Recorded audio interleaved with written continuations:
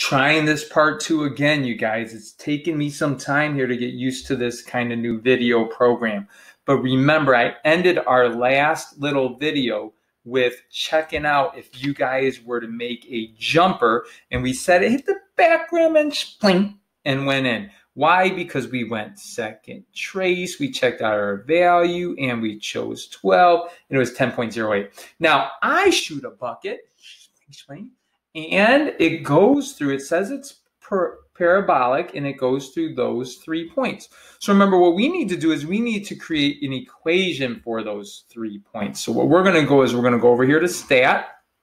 Okay, we're going to choose edit. Okay, and then what we're going to do is we're going to clear these screens out.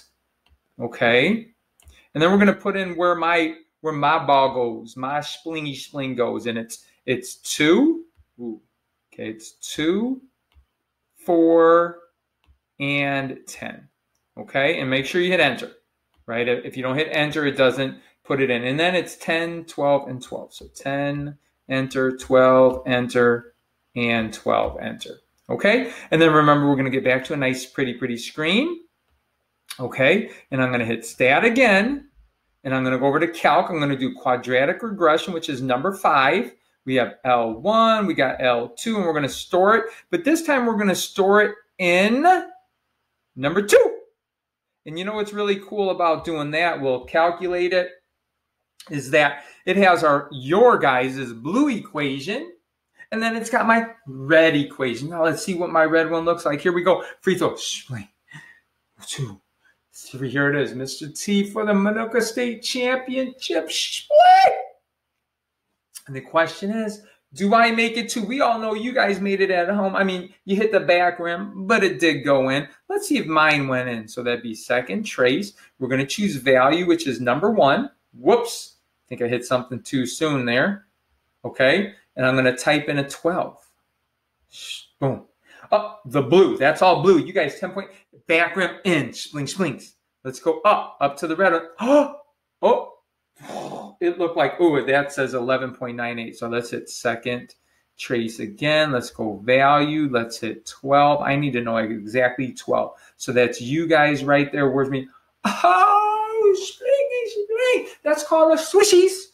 Okay, right at 10, it goes in the hoop, so I'm good to go. All right, now, how else do we model some of these quadratics here in this chapter? Well, we're going to pretend we're Dr. Tom Skillen of WGN9 News. These guys get paid bucks for predicting what the weather's going to be, right? There's one of my favorite places to visit is California. Got a brother that lives out there on the bay. Okay, one of the most beautiful areas to go. And you know what? When I'm over there, we always go for walks after dinner. So let's say 8 p.m. What's the temp going to be?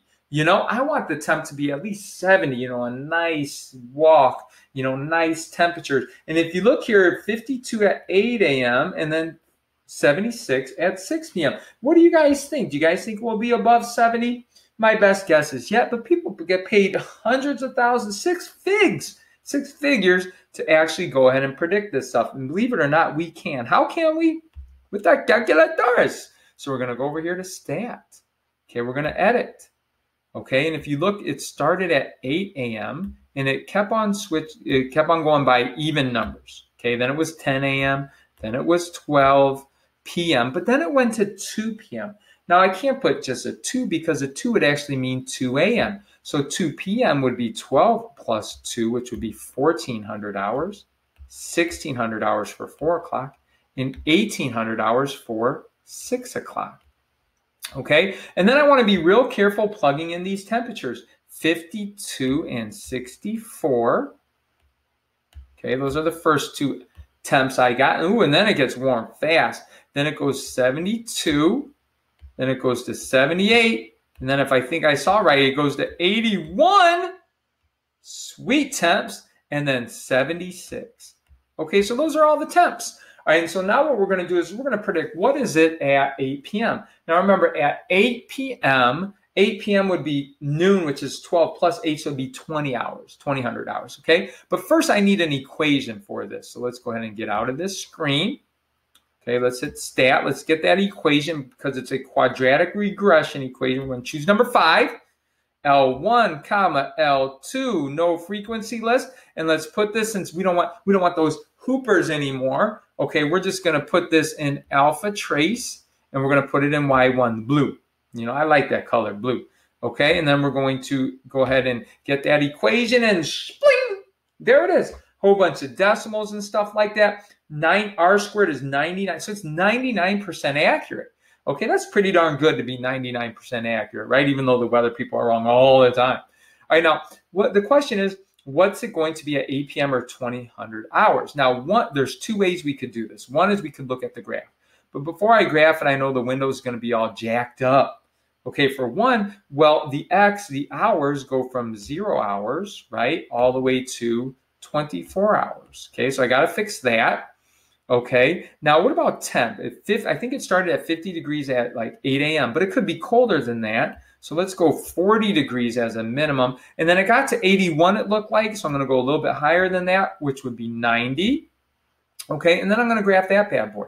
And let's see what that would look like. Okay. There it is. It's a parabola. There's our temperature. And the temperature is going to be from 0 to 24 hours. And we want to know what it is at 8 p.m., 12 plus 8, 20. So I'm just going to choose my value to be 20. And let's see what the temp is. 70.71 degrees. That's a nice chilling walk home. Come on, Holmes, let's go, right? I could definitely do a 71 degrees walk. But believe it or not, some people, we don't like dealing with messing with the window and stuff like that. So there's another cool way of doing this, guy. All right, what's the cool way of doing this, guy? Well, believe it or not, we just go to alpha trace. We choose that Y1 guy in our blank pretty screen.